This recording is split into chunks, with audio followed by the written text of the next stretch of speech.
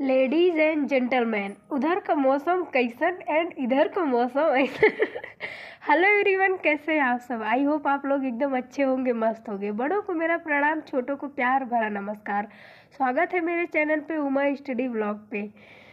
तो आप लोग देख ही रहे हैं वीडियो में कितना हमारे इधर इतना ज़्यादा बारिश हो रही है। लगभग एक हफ्ते से बारिश निकलने का नाम ही नहीं ले रही है।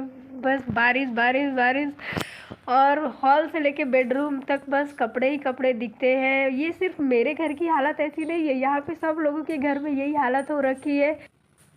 और आप लोगों ने वीडियो में देखा ही होगा कि जो छत का पानी आ रहा है, पाइप के पास मैं एक टब लगा के रखी हूँ, क्योंकि वो पानी हम किसी काम में ले लेते हैं। बाहर जैसे पोर्च वगैरह धुलना हो गया तो हम उसी पानी से धुल लेते हैं, क्योंकि यहाँ पे गर्मी में बहुत ज़्यादा पानी की प्रॉब्लम होती है। हमको पानी यहाँ पे ख़रीदना पड़ता है, इस वजह से हम बारिश के मौसम में पानी बिल्कुल भी वेस्ट करना नहीं चाहते हैं।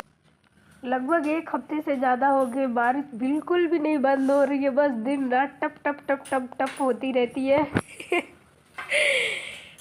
और बारिश, जब इतना ज़्यादा बारिश हो रही है तो हमारे कपड़े सूखेंगे कहाँ। हॉल से लेके बेडरूम तक बस कपड़े ही कपड़े दिखते हैं। ऐसी हालत हो गई है हमारी कि हम घर से बाहर ही नहीं निकल सकते हैं। बस सारे दिन रूम में, बच्चों को स्कूल छोड़ने जाओ तब भीग जाओ, फिर बाद में स्कूल लेने जाओ तब भीग जाओ, फिर वहाँ से आके कपड़े चेंज करो। बस यही सिलसिला चल रहा है हमारा एक हफ्ते से। और इसी के साथ साथ मुझे कोल्ड और फीवर हो गया था, तो मेरी नाक एकदम ही बंद हो गई थी। ऐसा लग रहा था कि बस अब मैं बोल ही नहीं पाऊँगी, बिल्कुल भी मेरी आवाज़ नहीं निकल रही थी।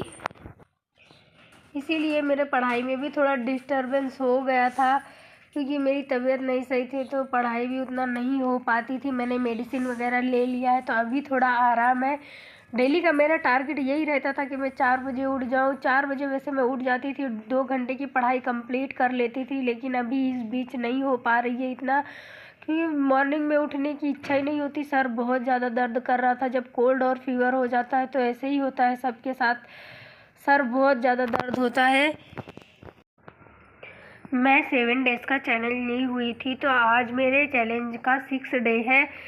मैंने 7 डेज़ से पहले ही अपना चैलेंज कंप्लीट कर लिया है, तो मुझे इस बात से बहुत ज़्यादा खुशी हो रही है कि मैं अपने टारगेट से पहले। वैसे मेरी पढ़ाई उतना ज़्यादा नहीं हो पाती थी जितना हमेशा होती थी, क्योंकि मेरी तबीयत थोड़ी डिस्टर्ब हो गई थी, इस वजह से इतनी पढ़ाई मेरी नहीं हो पा रही थी। फिलहाल अभी तो मैं एकदम थोड़ा अच्छा फील हो रहा है, अच्छी हो गई हूँ। तो अब फिर मेरे डेली के रूटीन में मैं वैसे ही, बस अब फिर से वही रूटीन में शुरू करूँगी। अगर हम जो कोई काम की शुरुआत करते हैं और हमारा एक रूटीन बन जाता है ना, फिर बीच में अगर कोई डिस्टरबेंस हो जाता है तो फिर बाद में वही रूटीन बनाना हमारे लिए बहुत मुश्किल हो जाता है।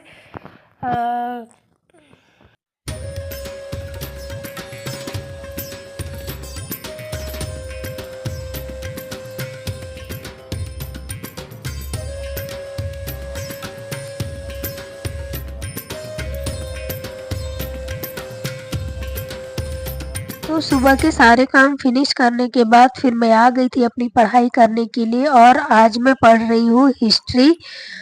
मेरे पास लूसेंट की एक बुक है, उसी से मैं हिस्ट्री पढ़ रही हूँ, और आज का मेरा टॉपिक है जैन धर्म।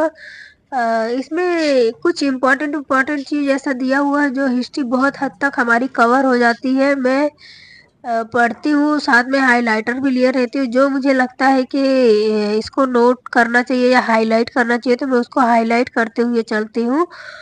और अगर आप कोई भी कंपटीशन की एग्ज़ाम की तैयारी कर रहे हैं ना, और आपको लगता है कि मुझे पढ़ना बहुत ज़्यादा डिफ़िकल्ट हो रहा है, तो मैं क्या कर रही हूँ, क्या जो मैं करना चाहती हूँ नहीं कर पाती हूँ, तो मैं क्या पढूँ, क्या टेक्निक यूज़ करूँ जिससे मैं बहुत ही अच्छा रिस्पॉन्स करूँ, कि मुझे कौन-सा पॉइंट अच्छे से समझ में आ सके। तो आइए शुरू करते हैं कि हम एक शानदार टेक्निक के साथ बुक को हम कैसे तैयार कर सकते।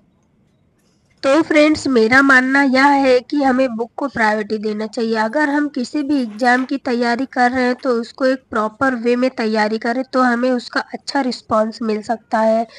और सबसे पहले आप जिस भी एग्ज़ाम की प्रिपरेशन कर रहे होंगे उसकी एक बुक तो आपके पास होगी ही, तो उसको आप पढ़ना सीखें कि हम इस बुक को शानदार तरीके से कैसे हम पढ़ा जाए। अगर हम दूसरों के बनाए हुए नोट्स पर इंडिपेंडेंट हैं तो हमारी यह बहुत बड़ी गलती है, हम बहुत बड़ी मिस्टेक कर रहे हैं, क्योंकि जो हमारा दूसरा कोई नोट्स बनाता है तो वो अपनी सोच और समझ के साथ बनाता है, उसको जो इम्पोर्टेंट लगता है वही नोट्स में लिखता है। क्योंकि जबकि ऐसा हो सकता है कि आपके नज़रिए से कुछ बिंदु ऐसा भी है जो आपको नहीं आता है और फिर उसको नोट्स में आपको ना मिले। इससे सबसे अच्छा, सबसे बेस्ट यह है कि आप कोई भी क्लास अटेंड कर रहे हो तो उसके अपनी तरीके से एक शानदार नोट्स जरूर और एक अच्छा मटेरियल तैयार करें। ऐसा कहा जाता है कि हमको किसी भी चीज़ में सक्सेसफुल अगर होना है तो उस काम को हमको एकदम ज़ीरो से स्टार्ट करना होगा।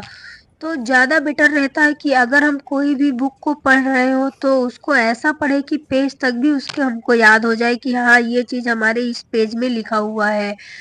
अगर आप ऐसा करते हैं ना तो आपकी प्रिपरेशन बहुत अच्छी हो सकती है। सबसे पहले डेली का अपना एक टारगेट डिसाइड ज़रूर करिएगा कि मैं जो भी चैप्टर ले रही हूँ उसको कंप्लीट करना है।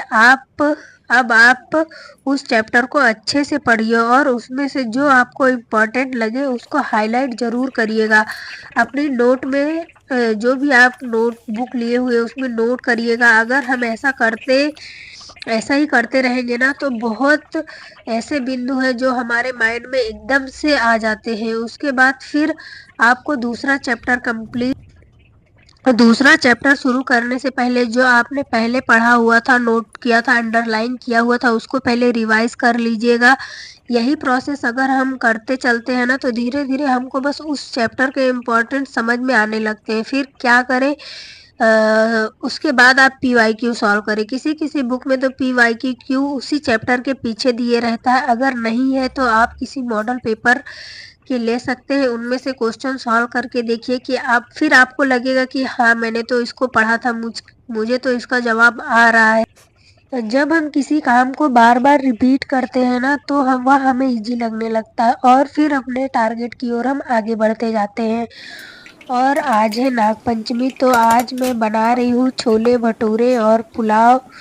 और आज मैं 12 बजे के बाद खाना बना रही हूँ क्योंकि मॉर्निंग में हमारा ब्रेकफास्ट हो गया था। मेरे हस्बैंड की नाइट ड्यूटी रहती है तो वो सुबह अगर जल्दी खाना बन जाता है तो खा के सो जाते हैं। अगर ब्रेकफास्ट वगैरह कर लेते हैं तो फिर खाना नहीं खाते हैं, तो इस वजह से मैं लेट से खाना बना रही हूँ।